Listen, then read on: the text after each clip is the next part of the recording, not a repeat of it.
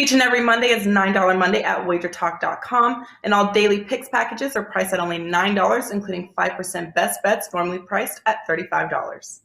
As an added bonus, any picks packages loaded early for overnight Tuesday or action during the week will also be priced at $9 until midnight on Monday. So make sure to take advantage of getting these $25 and $35 picks for only $9 before the clock strikes 12 and they return to regular price.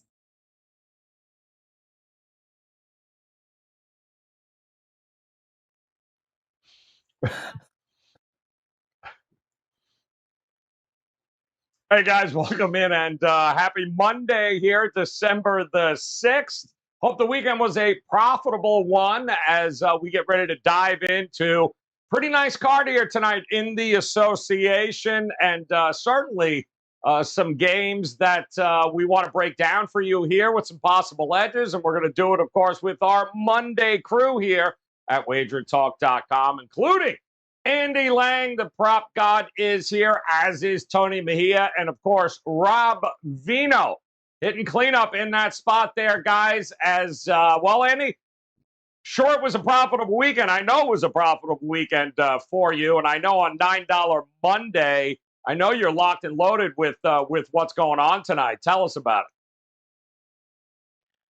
Yeah, it's been a really good stretch since November 18th. I had a bad stretch before that. Full disclosure, had 4-day bad stretch, but since then 61% adjusted some of my numbers, some things I was looking at. So we're doing really good. 61% since then. 10-2 short-term run off a blistering 1-1 on Sunday. 1-1, ladies and gentlemen. So ride the wave. I guess it's better than 0-2. But yeah, a great card tonight for props in my world. So this has been exciting. Spent several hours on this card. Very excited that play pack is up. It's only $9 on $9 Monday. Can't go wrong, guys. Head over to Andy's page at WagerTalk.com and check out Tony Mejia as well, as I know he's locked and loaded here tonight across all the different sports here. Tony, what do you got here on $9 Monday? Well, we've got an NBA pickup, and we'll definitely add to that. I mean, there's 10 games for crying out loud. So I'm doing my best Andy Lang impression of late. So I'm 11-4 on my last 15 props. And college basketball has been really good over the last couple of days.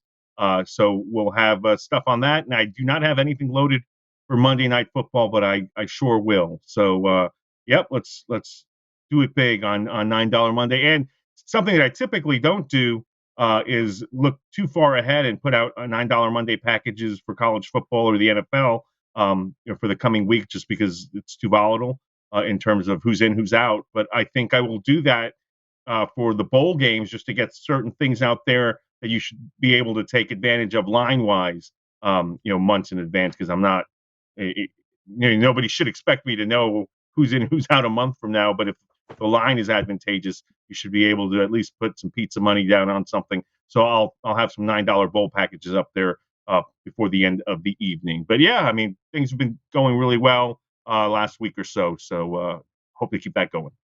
All right, good stuff there. And Rob Veno, my friend, how was the weekend? How did it treat you? And what do you got locked and loaded here for $9 Monday? Yeah, let's start there, Joe. NBA best bet. 4% up and available right now. WagerTalk.com, $9 Monday. Yesterday was fabulous. I stuck solely to NFL, went 5-1 in the NFL, so that was a good day. And then spent, oh boy, I mean, the majority of my day and night was spent college football bowl game, line making with power ratings and trying to go over a few things. And then, of course, taking off and watching my kids' band play their show finale on this last tour. So a little football, a little music, a little of everything, and ready to go here Monday with NBA basketball.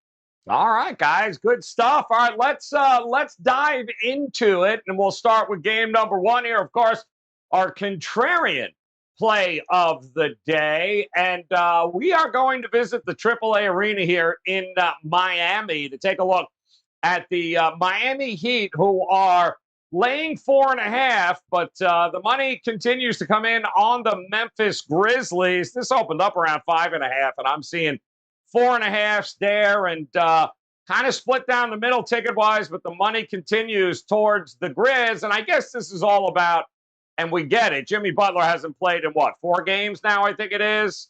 So, and in that time, I think they're 1-3, both straight up and against the number. So he's still listed as questionable.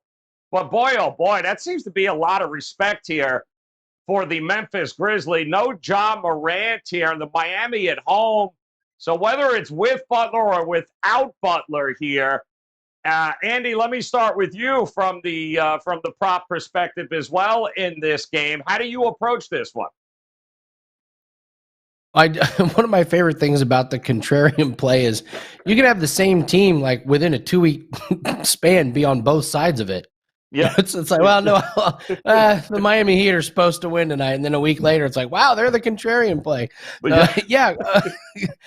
So a couple ones for this one. This one is it's going to be a sweat, but I love it at plus 120. PJ Tucker under half a 3-pointer made. What this means is you just have to follow the entire game and hope he doesn't hit a 3-pointer.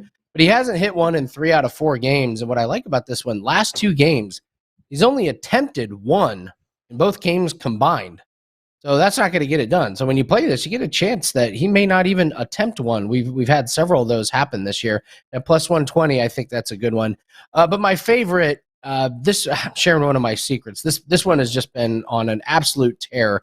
Desmond Bane over 24.5 points, rebounds, and assists. Ooh. And if you're trying to handicap props, one thing that people do is they ignore some of the secondary characters on teams when you have a big injury. So Ja Morant gets hurt. And if you can find who's going to benefit or not benefit from the absence of a hurt player, you can really do some damage. And Desmond Bane has been really good. So he's hit this total in 6 out of 8 games. And the only 2 games he's gone under were blowout situations where he played very low minutes. That infamous Thunder game was one of them where I believe he only played 18 minutes. So normal games, he's playing 33 minutes. And I'm going to remove the Thunder game because that was the complete outlier. So since Ja Morant went out, he's averaging 23 points a game, 7 rebounds a game, and 2 assists a game. And several times he's gone over this 24.5 total with just his points. So Desmond Bane has been a points, rebound, and assist machine for us. This is by far my favorite play in this game. Even if Jimmy Butler plays, I'm still going to play it. But if Butler is out now, I really like it. So Desmond Bane over 24.5 points, rebounds, and assists is where I'm going in this one. All right. Love the approach there. And Tony Mejia, I just, the early steam this morning coming in on Memphis, I get it. What are they, 4-0 straight up and against the number, even though they're playing G League, Oklahoma City, and a Doncic-less Dallas team. It just feels like people are jumping off the Miami train here and saying, "Well, if Jimmy doesn't go, there's no way we can play him." What do you think? Look, my boy Ethan Skolnick at 5 Reasons Sports says that Jimmy's a go. So, if Jimmy's going to play, I think the Heat are worth a good look because you hit it on the head. The way that the Grizzlies have rallied with Ja Morant out has been impressive, but look who they've done it against. Even the Mavericks win was without Luka Doncic out there. So I think that the Heat, when Jimmy plays, he just brings everybody else's level up so many notches.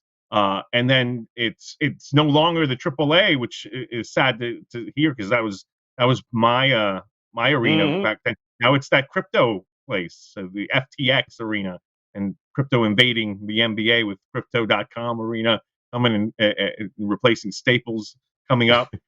So the Heat have really done a nice job at home protecting the home floor, whether it be the AAA or now FTX. And so do I like them tonight if Jimmy Butler plays? Absolutely. I think at some point Memphis will have some regression without Ja. And no Brandon Clark tonight, and he's been a key figure in that front court as well. So potentially this could be a bounce-back spot for the Heat, who've been up and down due to those injuries with Bam Adebayo out. And he's not coming back until 2022. So they're going to have to figure some things out. It doesn't look like Marquise Morris is going to make it back for a few weeks as well, still dealing with the ill effects of that Nikola Jokic shove. But it's who you got right now if you're Eric Spoelstra. And if Jimmy is there to push these guys forward, I think they'll get a win tonight and potentially a cover. So I guess I'm against the contrarian gods, right? All right. Or So with you, no, you got, well, the money's going, the steam is going towards Memphis here, Rob. So, and it seems that maybe, I don't know, it just seems like we've got a buy low spot here on the Miami Heat. If Jimmy Butler is in fact to go, then I don't quite understand why we're going against Miami in the marketplace here and dropping this line from 5.5 to 4.5. Yeah, and we're talking an awful lot about Jimmy, and I just think it's the combination of Jimmy Butler and Bam Adebayo together over the last 3 or 4. I think you're right, Joe. Butler's been out for 4 games, and Bam Adebayo the last 3. The defense has gone to all heck without both of those guys, so having Jimmy back tonight would certainly help.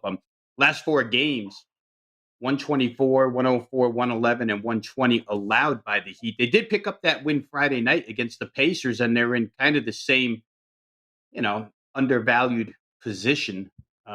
Certainly Indiana got a lot of respect that night. Miami came through with a 113-104 win.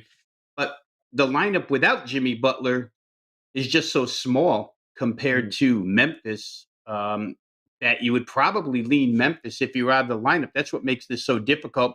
If Tony's source is correct and Jimmy Butler plays, I would tend to rather be on the Miami side here in this game. But if he's out, then I don't know that I'd want to be there. And again, as is always the question here in the NBA, we have to wait till the last minute to find out. I'll just point this out. Memphis, the last 4 games without Ja Morant, their defense has allowed 33.7% from the field, 32-9, 39-6, and 34. Nobody shot 40% against this defense in their last 4 games.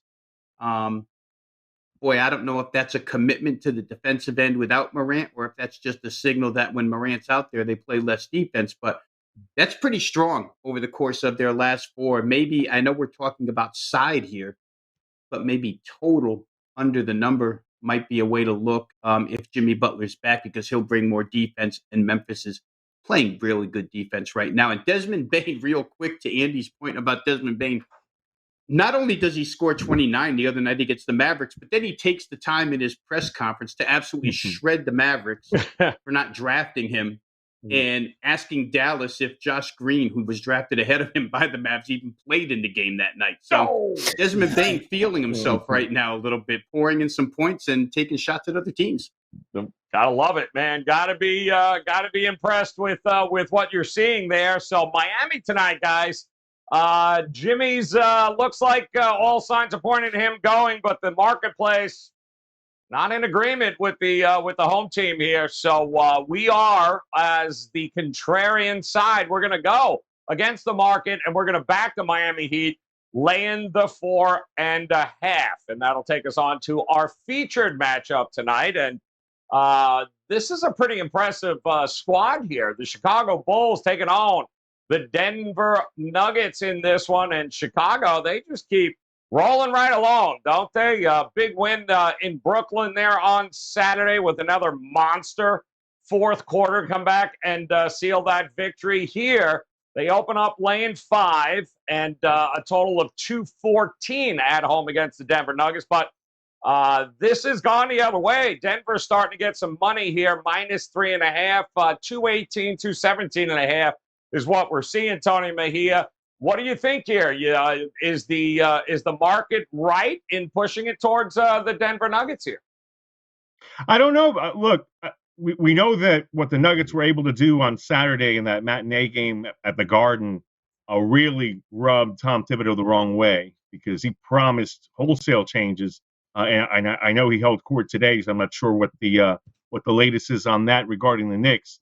But bottom line, you had Denver going out there with Nikola Jokic, Will Barton, and just a ragtag crew and killing the Knicks. And now they're sitting there traveling to Chicago, who's won 3 straight. So I'm really leaning towards the Bulls here, because the Nuggets got a huge game out of Zeke Naji the other night, and they had to send home Bones Highland and Austin Rivers from Orlando the other night due to COVID, and already being down multiple players, obviously, due to injuries, and Michael Porter Jr. now having back surgery. So it's really been a cursed Nuggets group that suddenly got right over the weekend against the Knicks. I don't know that they can carry that over against the Bulls, because one thing I do know about Chicago is that Nikola Vucevic has really played well since getting healthy again. He had 30 to end November in a win over the Hornets. And when you get Vooch going, given the way that both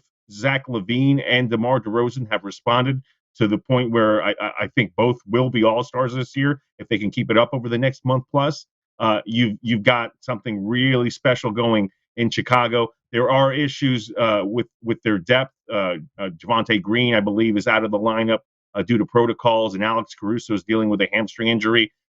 So they're also on the wounded side with Denver. But if you put both starting fives on the floor together, I think Chicago should win convincingly over Denver. I don't expect to see another Zeke Naji performance the way he was able to really flex on the Knicks the other day. All right. Well, what do you think here, Rob? It's an interesting move. It's two interesting teams here. Chicago, Denver, a total. How are you going to look at it? Yeah, it's interesting, Joe, because I almost feel that, and I'm not saying Chicago's not been resilient, but the Denver Nuggets are so used to playing with less more often than Chicago is. And when I look at the Chicago bench tonight, to Tony's point, because Alex Caruso, who had played small forward the night before, that's how shorthanded they are, or the game before, without him tonight, which it looks like he's not going. I just checked into that. And they wind up with a bench of Illinois rookie Ayo Dosunmu and Troy Brown Jr., two small guards. And basically that's it as far as guys who play capable minutes are concerned. They likely moved Derrick Jones Jr. into the starting lineup. So, when you lay it out the way Tony did in front of me, starting five against starting five, I think you give a slight advantage to the Bulls. But when it comes to the bench, I just feel like these guys for Denver have been playing key minutes for so long now because they've been banged up in multiple spots for so long that I would almost think that Denver's a pretty good play here. To me, it's such a resilient team that it really doesn't matter. And in my mind, they're just far more used to playing shorthanded than are the Bulls. So I would probably look at the Denver Nuggets in this game. All right, going to go Denver, agrees with the move. And what do you think, Andy? Talk to me from a prop betting perspective here. Who do you like in this matchup? Well, there's one number that was interesting. Will Barton over 15.5 points. I thought it felt a little high. 3 games since Jokic's back, he's had 13, 14, and 14, so just under. But Chicago's one of the worst defensive teams against small forwards. They give up over 22 points a game to Barton's position. And this number is plus 100. I think it's a great price. He's going to run close to this number, but the last 2 games, he's had 13 shot attempts in each of the last 2. So despite the fact that he's gone under this total in 3 straight, I think this is a nice spot for him to get just a couple extra points and go over. But by far my favorite play in this one is Zach LaVine, over 9.5 rebounds plus assists. He's really stepped up his game in these categories. He's gone over the last 3 games. And he's not just gone over a little bit. He's had 11, 12, and 14. Those are big numbers. And Denver gives up over 11 rebounds and assists to his position. So I look for Zach LaVine to be really active and get pretty over this 9.5 rebounds and assists. Number jumped off the page is something that was a little mispriced. I would handicap it at 10.5, maybe even 11.5. 9.5 is a really, really good number. I'll take the over on that one. All right, there you go. Love it with Zach there. So there you got it, guys. That's going to be the Bulls taking on Denver. Leads us into our overtime matchup here. We'll take a look at the total in this one. And what better than the Atlanta Hawks and the Minnesota Timberwolves getting ready to do battle in this one. And we saw this one open up right around the 219, 219.5. And what a shocker. This one has been bet up now, 222.5, even a 223 popping up in the marketplace. So, Rob Veno, I'll come to you. Talk to me about the total here. Do you agree with the move up, and is it over or not for you in this one? I think, first of all, the move is likely to be, there's 3 question marks on the Timberwolves side, right? And their key question: Karl Anthony Towns, D'Angelo Russell, Patrick Beverly. I don't have any confirmation on which of that group or all of that group or none of that group is going to play tonight. But the number would suggest, the way the total is going up, that a couple of these guys are playing. I still want to look to the under, Joe, and I can't make any case statistically because Atlanta's defense has been so horrid and Minnesota plays good offense. They both play good offense. But I think the case to be made here is situationally. What Atlanta did defensively last night was borders on embarrassing, to give up 130 to the Hornets without LaMelo Ball, without Terry Rozier. That lineup that they put on the floor, there's no way Charlotte is supposed to score 130. It just reeks of laziness and lackadaisical and not caring too much about that particular game. I know that we were on about 3 weeks ago when somebody on the panel, might have been Ski, pointed out that there was a quote from Trae Young who said, it's kind of hard to get into these regular season games after you've been in the playoffs the way we were. But to put up that performance last night, 130, I think Nate McMillan takes his team, aside and probably has them focused a lot more on the defensive end here. So 223 seems like a pretty big number if, in fact, they do. If any of those Minnesota Timberwolves do not play, I think that helps. It would really help if Patrick Beverly did play because he brings that defensive element to the Timberwolves. But based off of last night and the effort that Atlanta put forth, I would think a better effort's coming here. So I would try under in this game. All right, looking under in this one. How about it from a prop perspective here, Andy Lang? What do you look at in this one? Well, we don't have any props out for Minnesota, none that I can trust because we're waiting for lineups. But, Clint Capella has dominated Karl Anthony Towns. They've played 18 times, and Clint Capella's teams have won 16 of those, 12-1 in the regular season. And Capella has averaged 16.1 points against him. And I believe Capella's point total is only 12.5.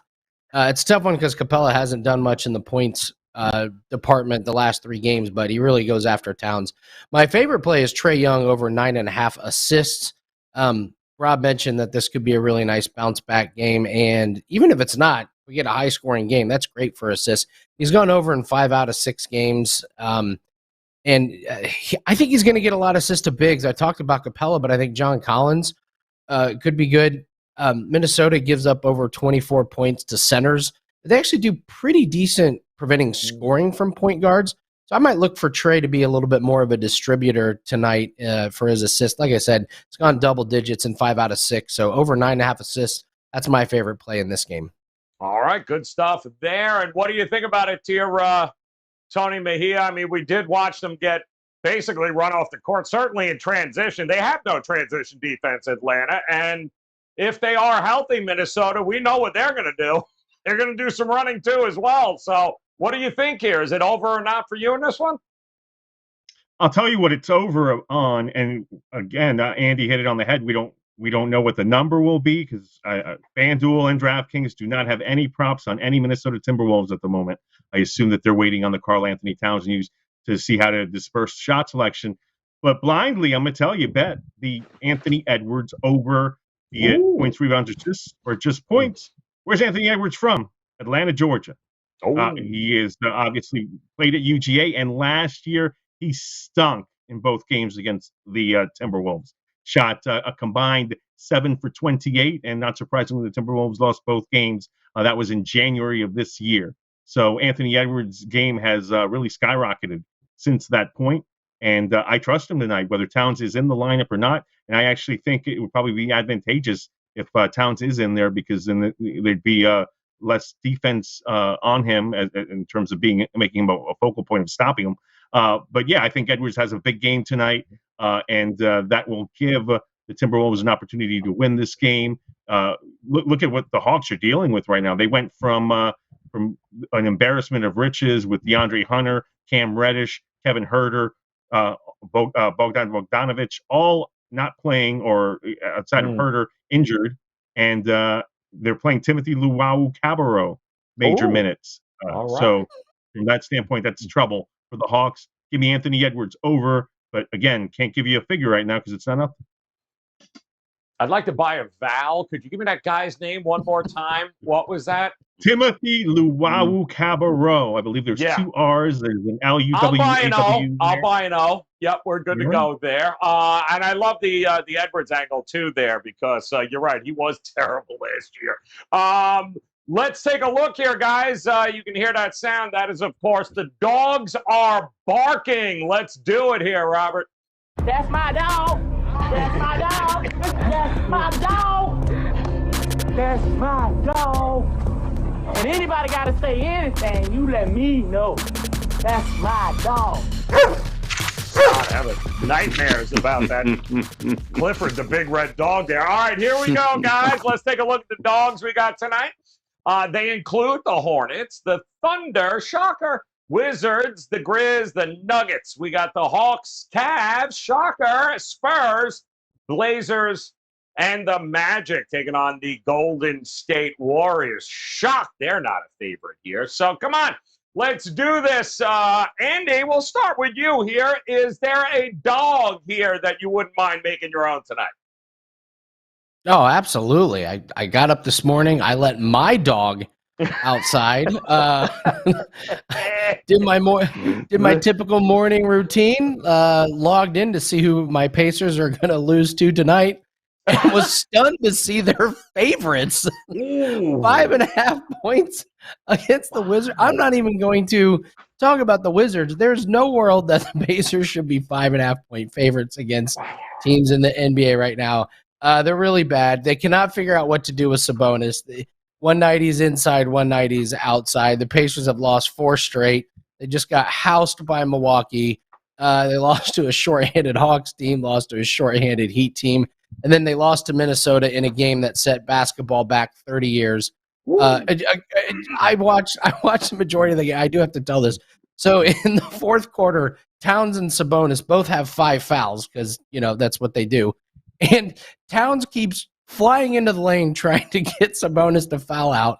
His team's getting mad at him. The refs aren't giving him the foul. And then he finally comes flying in, and he accidentally hits Sabonis with an elbow, and the refs foul him out of the game. And you can just feel the sense of relief that Minnesota had knowing Towns was out of the game. It was a great watch. But anyway, no, the Pacers should not be 5.5 point favorites over anybody. I know the Wizards have not been good recently, but no, give me the 5.5 points on the Wiz. All right, look at that. Taking the wit. Now, let me just confirm. Rob, do we know if Din Waddle is playing? Do you know? Tony Finn just texted, wanted to know if – no? Sorry, Tony Finn. Din Waddle is not playing. Yes, he's not playing. Din Whittle. All right, here we go. Dog time here, Mejia. Talk to me. Which one of these you trying to make your own tonight? Well, since Kevin Dolan is not on the show, I'm obligated to make this pick for him in his honor. So I'll take I have a little white dog that barks anytime he rings the doorbell. You might hear him on one of these broadcasts one day. But I want the biggest dog on the board for this particular exercise. And it is the Orlando Magic, who started off plus 13.5 and now are plus 16. I assume everybody anticipates the Warriors will come out taking no prisoners after suffering a rare home loss to the Spurs in a game that they weren't really ready to play. And it seems like, Steve Kerr knows all about laydowns and, trouble spots, because he said, it was an early start coming off of a win over Phoenix. That was an emotional one. This is what trap games are all about, I believe was his quote. So, Steve Kerr is scouring the NBA card every day, looking for those trap spots. And this one is not a trap spot for his Warriors, but at the same time, 16 points is a whole lot. The Magic have been used to playing without Jalen Suggs or for the last couple of weeks. They have last couple of games, pardon me. They have Cole Anthony back in the mix, and they're getting a ton of points. So we'll hope for a backdoor cover, because I do think that they'll be down 20 at some point in this game. But hopefully they cover this spread. Give me the Orlando Magic plus 16 out in San Francisco. listen, give them credit. 3-0 in the last 3 against the number. They almost beat Philadelphia, didn't they? I mean, took down Philly. So it's not like Orlando getting boat raced here. I thought when you said I thought you were going to go with the Pelicans. And I'm like, I think they're playing with Waddle here tonight, Rob Veno. But which one are you going to go with here? And you can't take the Pelicans because they ain't on the board here, Rob Veno. So which dog you going to make your own here tonight? Well, I mean, again, if it ain't broke, don't fix it. Let's try the Cavaliers one more time. I know it's a back-to-back situation, and boy, they came back strong against Utah yesterday, down 15 or 18 maybe, and turned that into a one-possession game in the end. Utah maybe a little lucky to get out of there, but they did get out of there. Cavaliers, just numbers-wise, 9-2-1 against the spread away from home. 15-5-2 as an underdog. Not thoroughly undervalued by odds makers at this point in time. They're catching up, but still the Bucks only 4-7 as a home favorite. We're worried about the health of Giannis here. I think that Cavaliers are worth another shot. So give me the Cavaliers plus 6.5 here. Yeah, listen, if it you're right. If it ain't broke, don't fix it. It's a big saying of ours here on the show. 7-0 against the number in the last 7. They are covering at a, get this, 77.3 percentage rate this year. The Cavs have been absolute money, and they're still getting 7 points here. Should be an interesting matchup, especially if Giannis doesn't go. I know Hill and Grayson Allen were all questionable in that game too. But keep an eye on it, guys, as they're getting 6.5 right now in the marketplace. All right, well let's turn our attention to some best bets here now. And we'll start, of course, with Andy at the top. I know you got a prop bet you like more than the others tonight. So tell us, which one, where are you going here tonight on the board? Well, he's been on fire, and he's been a favorite of ours, DeJounte Murray, over 33.5 points, rebounds, and assists. He's just been an over machine, going over this total in 6 straight games, been flying over. And I love the spot for him against the Suns tonight. Phoenix gives up over 23 points a game to point guards. They're going to be without Devin Booker. Crazy schedule for the Spurs as they get the Warriors and then the Suns after the Suns and Warriors, beat each other up and come back and play each other. They played earlier this season, the Spurs and the Suns did. He went for a triple-double, 18, 10, and 11. This is an easy overplay for me. And I do have to comment, I do love all of the crypto websites sponsoring NBA arenas. Crypto was created, of course, so you weren't backed by banks, financial institutions in the U.S. dollar. But to pay for the sponsorship of the arenas, they're using the U.S. dollar that they borrowed from banks and financial institutions. And also, if you ask a crypto expert how much a Bitcoin is worth, they respond with a U.S. dollar evaluation. Very nice. Very nice. Well, don't worry. There's a lot of people a lot of people in Miami thought it was a weed dispensary. So talk to me here. What's best bets on the board here tonight? Where are you going here? Which one do you like better? Well, I'm going to stick with the game that Andy just talked about. Incidentally, DeJounte Murray, 9,900 at FanDuel, number 2 point guard in terms of being expensive, behind just Steph Curry. So that tells you how what DeJounte Murray has done to his profile to elevate it this year. He's the new Russell Westbrook. And I think he'll get a lot of rebounds because I think we'll see a lot of missed shots in this game between the Spurs and the Suns. I don't know if you caught after Phoenix got their hat handed to them to end that long 18-game winning streak at Golden State. Chris Paul said, "I just want to be with my wife and family, and we'll regroup." So this is then 3 days later. They will host the Spurs in this contest. No Devin Booker. And I think you'll see them, after giving up 118 points, recommit defensively. The Spurs, they've won 2 of their first 3 legs on this home road trip, the Portland and Golden State, and they're doing it with defense. So I expect to see a defensive game. Give me the under in Spurs and Suns. Wow. All right, going under in that game. 2 best bets in this game here, Rob Veno. Where are you going, my friend? Well, I'm going to do something here today, Joe, that I've never done and that I know Steve Merrill will never do, because even on $9 Monday, he's trying to grind $1.37 out of every client. So I'm going to give my 4% best bet $9 Monday out for free here because I just love it this much. But I'm going to play the Sixers minus the points against the Charlotte Hornets. Again, it's a back-to-back for Charlotte, as shorthanded as they are. But the size differential in this game is absolutely nuts. Joel Embiid at the center against Nick Richards and P.J. Washington. It screams of 35 Joel Embiid points here. You've got Thibault and Maxey to defend what's left of the Charlotte guards in this contest. Nice win last night, scoring 130 against Atlanta. But again, I think that was much more a product of Atlanta laziness. Philadelphia won't be lazy on the defensive end. Give me the Sixers in this one, minus the 6.5. I think they'll win by double digits fairly easily. Love it. All right, there you go. Wow, that's across. I love that across the board there. Spurs. We're looking at the Wizards as a dog for Andy Lang with the 5.5. Screw you, Indiana.